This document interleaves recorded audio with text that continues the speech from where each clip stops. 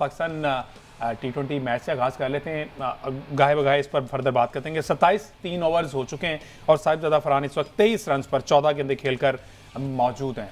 अब ज़रा मुझे बता दें साहिबजादा फरहान के स्टैट्स, आखिर क्यों ज़रूरत पेश आई कि तीसरे T20 जब पानी सर से गुजर चुका तब साहिबजादा फरहान को याद किया और वो फिर बार बार कह रहा है कि जनाब मैं परफॉर्म करके दूंगा। इसके अलावा वो क्या करें?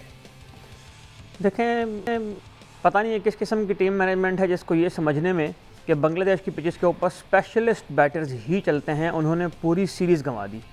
आज साहिबजादा फरहान को भी टीम में लिया है, हुसैन तलत को भी टीम में लिया है, लेकिन ये फोर्स चेंजेस हैं जो आपकी नाकिस प्लानिंग में जिसमें आप नाकाम हुए उसके नतीजे में आपको तब्दीलियां करनी पड़ रही हैं, वरना ये तब्दीलियां आपके प्लान का हिस्सा नहीं थी।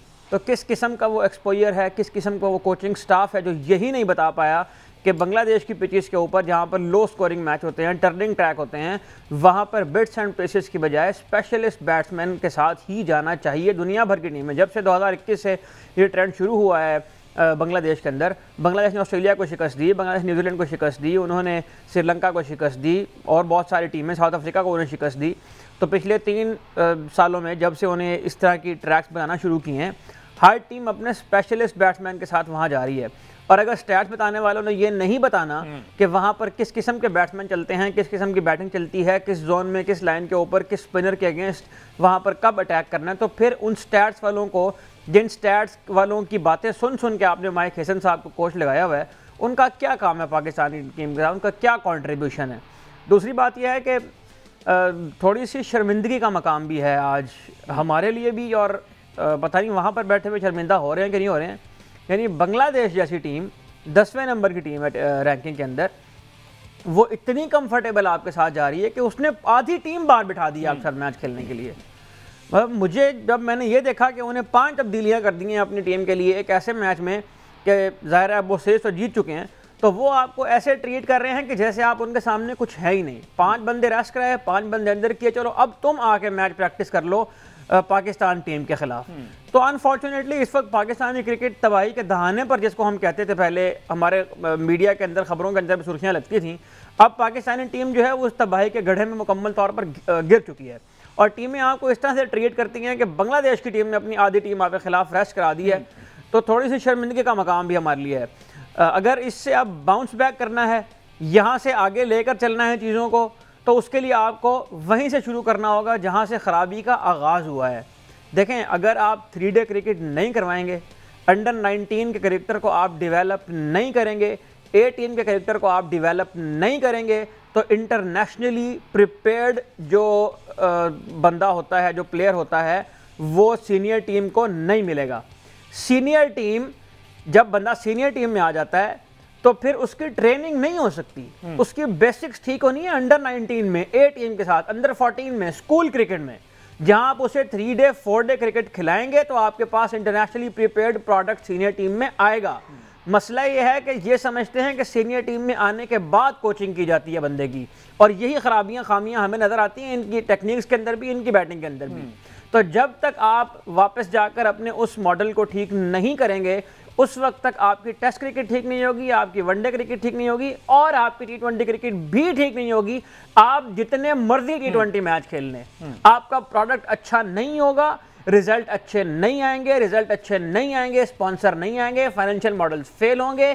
फाइनेंशियल मॉडल फेल होंगे तो रेवेन्यू जनरेशन में आप कहीं पीछे खड़े होंगे, जिसके बाद मुझे बताने की जरूरत नहीं है कि आपके क्रिकेट का क्या हाल होगा। अच्छा, इन 2 T20 पहले जो गुजरे, मेरा ख्याल फ़खर जमान को ओपनिंग स्लॉट में रहना चाहिए था या तीसरे नंबर पर आना चाहिए था, मोहम्मद हारिस को बाहर बैठाना चाहिए था। इसमें ऑल इन ऑल गलती साजिदा फरहान की, क्योंकि वो पहले गिव अप कर चुके थे, वो इंटरेस्टेड नहीं थे कीपिंग करने में। उन्होंने पहले बता दिया था कि कीपिंग में इंटरेस्टेड नहीं हो, दैट्स व्हाई मेरे ख्याल सिलेक्शन कमेटी की मजबूरी थी हारिस को मुसलसल कंटिन्यू करना। देखिए, प्लेयर कौन होता है बताने वाला कि मेरा रोल क्या है टीम के अंदर, ये तो टीम मैनेजमेंट ने बताना है, कोच ने बताना है प्लेयर्स को कि आपका ये रोल है टीम के अंदर, हम आपको इस रोल में लाना। पाकिस्तान क्रिकेट में माजी में उमर अकमल विकेट कीपिंग नहीं करते रहे, करवा ली ना उनसे विकेट कीपिंग। शाहजादा फरहान को आप खिलाने में इंटरेस्टेड होते ना तो आप उससे बताते कि आपका ये रोल है, इन 2 रोल में हमें चाहिए, तो वो क्यों इनकार करता? शाहजादा फरहान को पाकिस्तान क्रिकेट टीम में खेलने के लिए उसने इतना ग्राइंड किया है सारा। जब इतना ग्राइंड करने के बाद टीम में आने का, अभी तो हमें ये भी नहीं पता कि इस तरह की बातें मतलब कौन लोग हैं जो इस तरह की बातें फ्लोट करते हैं। बात तो ये फ्लोट हुई थी कि बाबर आजम को उन्होंने कहा था, वो बाद में गलत निकली, तरदीद कर दी उसकी आगे माइक हसन ने। तो शाहजादा फरहान पाकिस्तानी टीम का एक प्लेयर है जिसका टीम में जो रोल है वो डिफाइन करके देना है उसके कोचेज ने। प्लेयर कौन होता है डिक्टेट करने वाला कि मैं टीम में इस हैसियत में खेलना चाहता हूं? हाँ, कोचिंग स्टाफ को जब प्लेयर के रोल का तयन करना है तो उसके सामने प्लेयर का एक पूरा पोर्टफोलियो होना चाहिए कि ये इस प्लेयर की खामियां हैं, ये इसकी खूबियां हैं, ये इसकी लिमिटेशंस हैं, ये इसकी स्ट्रेंथ्स हैं, और हम इसको इन वसाइल के साथ जो है वो इस्तेमाल कर सकते हैं। तो अनफॉर्चुनेटली हमें तो ये भी नहीं पता कि शाहजादा फरहान ने ये बात कही भी है कि नहीं कही है, बाबर आजम ने ये बात कही भी है कि नहीं कही है। बातें जो है वो बहुत सारी आ जाती हैं चीज़ों के अंदर, लेकिन उनकी फिर 2 दिन बाद तरदीद भी हो जाती है। तो मैं नहीं समझता कि शाहजादा फरहान जिस कैलिबर का वो प्लेयर है, जिस माइंडसेट का वो प्लेयर है और जिस तरह से चैलेंजेस को वो हेड ऑन करता है, मैं नहीं समझता कि उसने अपनी कोई लिमिटेशन रखी होगी। फिर दूसरी बात यह है कि आपके पास विकेट कीपिंग में सिर्फ मोहम्मद हारिस की ऑप्शन है, पूरे पाकिस्तान में विकेट कीपर कोई नहीं है।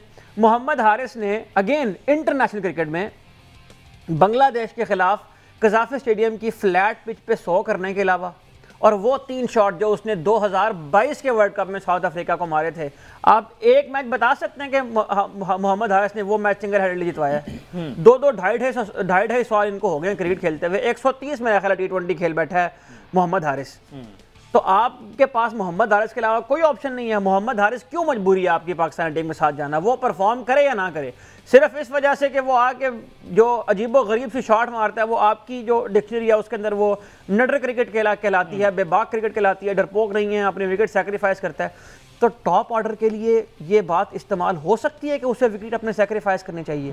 विकेट सेक्रीफाइस करने की टर्म यूज हुआ करती थी टेल एंडर्स के लिए, इसलिए कि दूसरे एंड पर जो बैट्समैन सेट खड़े होते ना उनको बचाना होता था। बिल्कुल ठीक। और विकेट सेक्रीफाइस करना उस वक्त जरूरी होता था जब आपने एंड पे आके आपकी टीम ने अच्छा स्कोर कर लिया होता था और आखिर में आके आपको हिटिंग करनी होती थी, 5-7 ओवर खेलने होते थे वनडे क्रिकेट के अंदर, तो वहां पर आकर ये कहा था कि विकेट सेक्रीफाइस करो।